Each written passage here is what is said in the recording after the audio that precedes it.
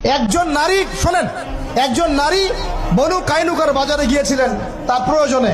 ইহুদি তার শ্লীলতাহানি করেছে, তার সতর খুলে দিয়েছিল একজন ইহুদি। এটা দেখে একজন মুসলিম ভাই সেখানে থাকতে না পারে ওই ইহুদির গর্দান নামিয়ে দেয়। এই ইস্যুকে কেন্দ্র করে ইহুদিরা মিলে ওই ভাইকে শহীদ করে। তখন ওই বাজারে ওই ভাই ছাড়া আর কেউ ছিল না, একজনই ভাই ছিল। এরপরে এই মামলা আসলো নবীর দরবারে সাল্লাল্লাহু আলাইহি ওয়াসাল্লাম। এটা মদিনার ঘটনা। নবী সাল্লাল্লাহু আলাইহি ওয়াসাল্লাম ওই সাহাবীকে তো দোষারোপ করেন নাই, বরং নিজে বর্ম পরে অন্য সাহাবীদেরকে বলেছেন, তোমরা বের হও, আমরা বনু কাইনুকা আক্রমণ করবো, ওকে এখান থেকে বের করে দেবো।